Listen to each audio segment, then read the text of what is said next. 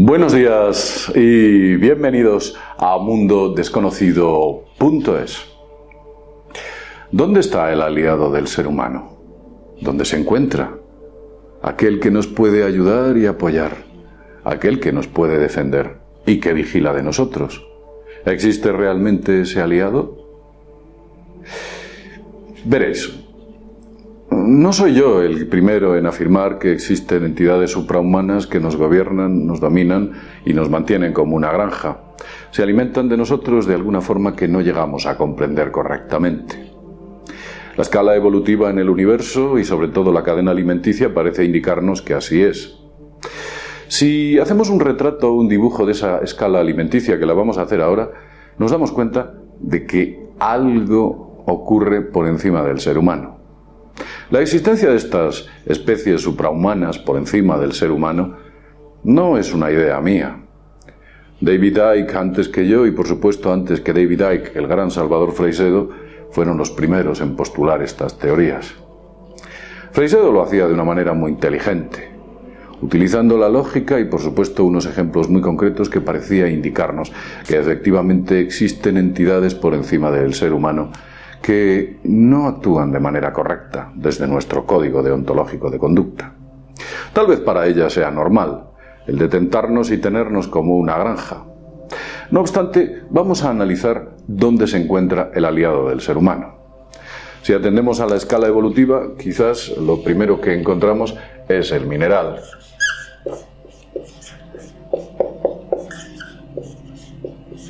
El mineral es una forma muy simple de inteligencia. Los minerales también tienen sus empatías y sus desprecios, sus odios hacia otros minerales. Se agrupan y se forman de manera geométrica en vetas o formaciones en las cuales abundan determinados minerales y escasean otros. Son gregarios. Los minerales son una forma de inteligencia muy simple que evolucionó hasta la siguiente escala evolutiva, que fue el vegetal.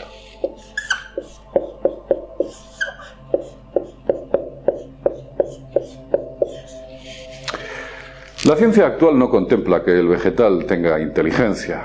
Lo ve como una forma de vida sencilla que no es capaz ni de comprender y, por supuesto, de comunicarse o entender su entorno.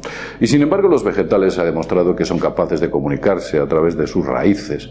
Los vegetales son capaces de entender el medio, transformándose en base al propio medio y de tener su propia inteligencia, como así lo demostró en su momento un ex asesor de la CIA, como fue Baxter. Disculpad, pero no me acordaba del nombre. Baxter, con su famoso experimento Baxter.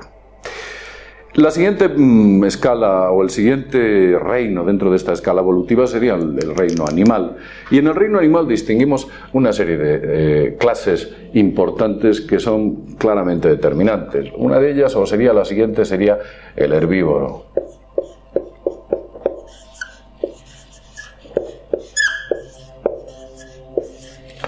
El herbívoro o el devorador de hierba, como su nombre indica, o el comedor de hierba, es el siguiente elemento en ese reino. Una mente bastante más compleja y una dinámica mucho más elevada que el reino vegetal. Es capaz de entender y comprender su entorno e incluso tener una mínima comunicación entre sus semejantes. Ya es una mente o un cerebro evolucionado capaz de efectuar tareas relativamente complejas. Pero por encima del herbívoro existe otro, que es el carnívoro. El carnívoro, o comedor de carne, como su nombre indica. El carnívoro es astuto, inteligente, rápido, eficaz. Se alimenta de los herbívoros principalmente, aunque también puede ser carroñero y devorar a otros carnívoros. El hecho es que el carnívoro, digamos que gracias a su inteligencia, su fuerza y su astucia, ha conseguido prevalecer sobre el resto de los miembros que existen en la cadena alimenticia sobre ellos. Pero por encima del carnívoro existe un ente bastante más preparado para devorar todo lo que hay por debajo de él.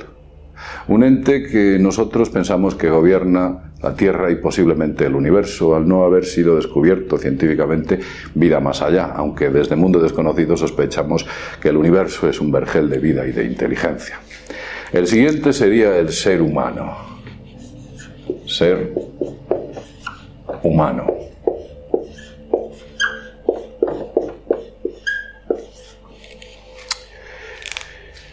El ser humano, la cadena alimenticia conocida. Lo cierto es que el ser humano tiene entidades por encima de él. Entidades que parece ser que existen y cohabitan con nosotros desde hace mucho tiempo. A esas entidades se les ha dado muchos nombres. Se les ha llamado arcontes, se les ha llamado yinas, se les han llamado dioses, se les han llamado Elohim. Se les ha dado tantos y tantos nombres, y con esos nombres se ha demostrado que parece ser que quiere o requiere algo del ser humano, como que se alimentase del ser humano de alguna forma de energía que emanamos en situaciones muy concretas. Pero de eso hablamos en otros vídeos. Vamos a colocar a esos arcontes, vamos a ponerlo así,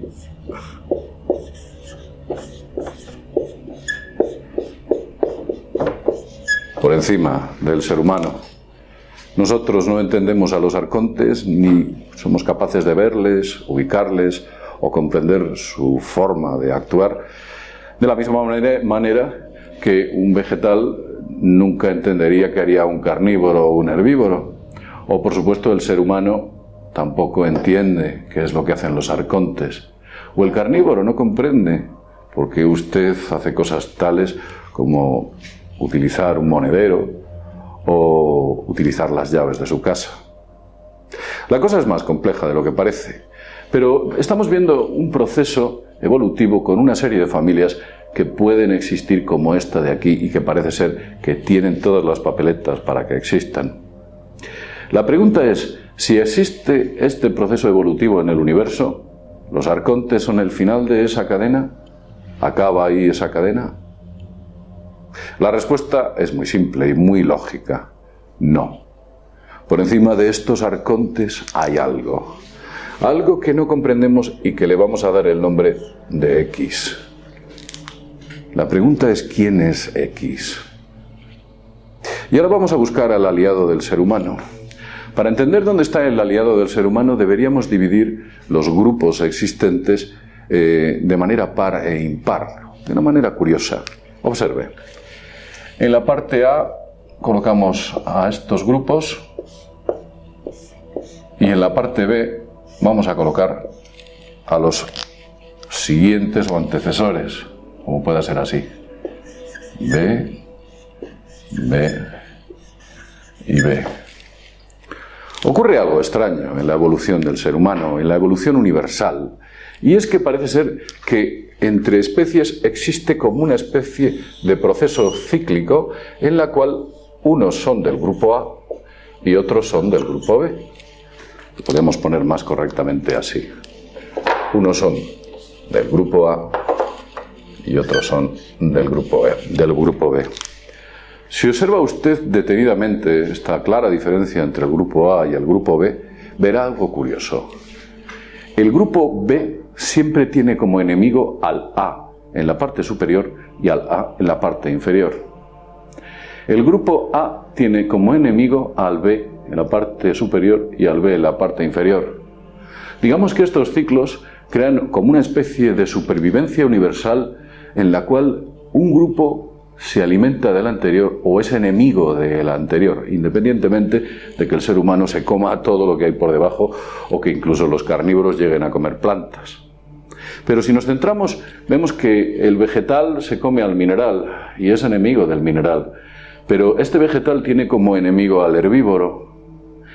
A, que es el herbívoro, tiene como enemigo al carnívoro y B tiene como enemigo a A, que sería el herbívoro. El ser humano tiene como enemigo al carnívoro, al que le devoraba, en muchas ocasiones, sobre todo cuando intentaba alimentarse de este, y el A al grupo B. El grupo B, que serían los arcontes que se alimentan de nosotros, son nuestros enemigos, y por supuesto nosotros seríamos enemigos de ellos, por utilizar un término entendible. Pero ¿quién es el enemigo de los arcontes? ¿Quién se alimenta de los que se alimentan de nosotros? La respuesta sería esta.